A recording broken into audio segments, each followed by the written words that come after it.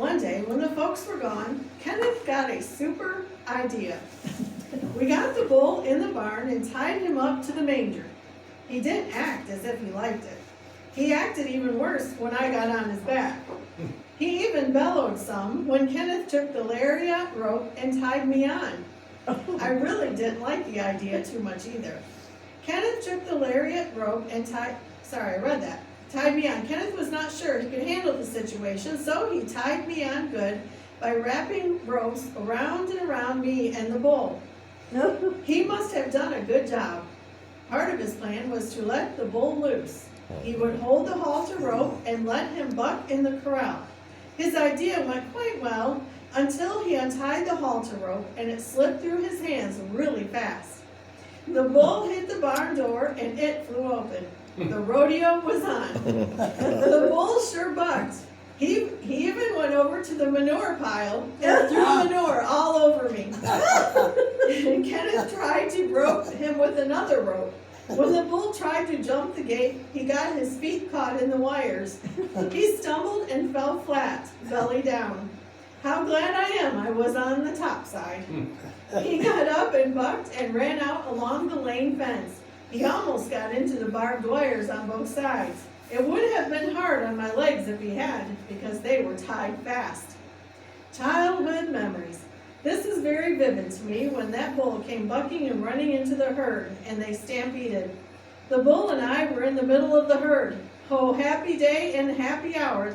The bull wore out, and so did I. My nose bled. I mixed the tears and blood together. When Kenneth rode up, the bull stood gently and let him untie me and take me off. He was gentle after that, and so was I. I bragged a little and said, I rode him. I bet. After I graduated from college, my wife and I were assigned to pastor a church in Nebraska. We had no way to move, so we borrowed the school's four-wheel trailer. So we loaded our personal belongings and clothes into the trailer and the rumble seat of our car. We started out but couldn't drive fast and made a long day out of the 250 miles we had to travel. In the mid-afternoon, we came to a crossroads. We stopped to pray, asking the Lord which highway we should take. After prayer, we felt the Lord leading us to take the shorter route, even though it was a graveled road. We had not traveled many miles when it clouded over and looked like rain. We parked, and my wife and I each prayed for protection. I told the Lord that all our possessions were back in the rumble seat of the car and in the trailer. If it rained on them, they would be ruined, for we had no tarp to put over them. I felt impressed that the Lord was saying, "You're my son. I called you, and I will take care of you." We wept and praised God as we drove along.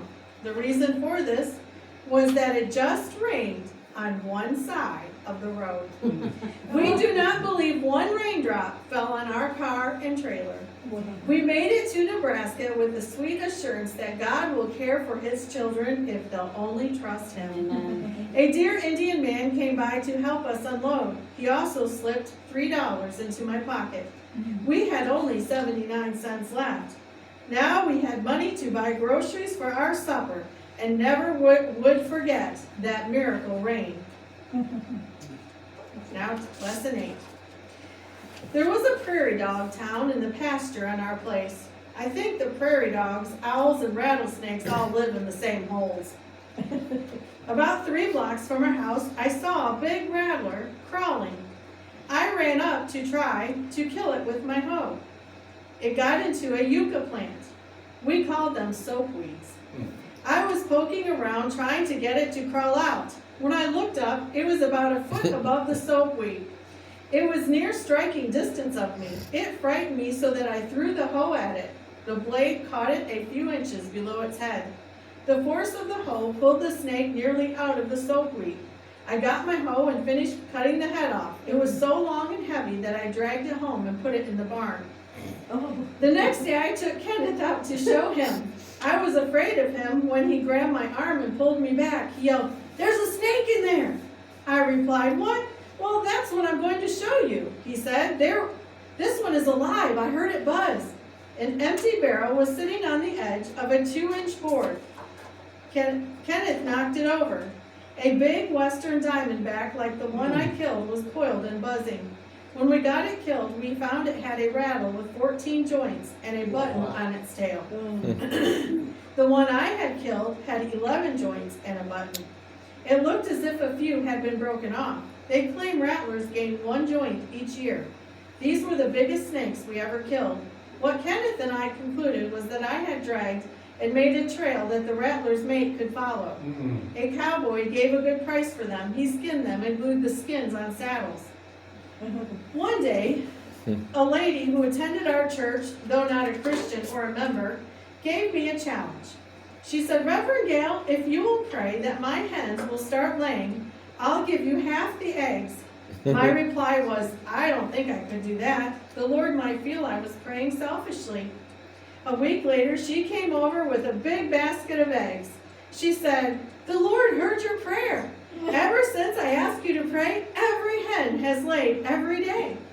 When I counted the eggs, there were the same number as I had hens. One day I counted an extra egg. So that day, one hen had to have laid 2 eggs.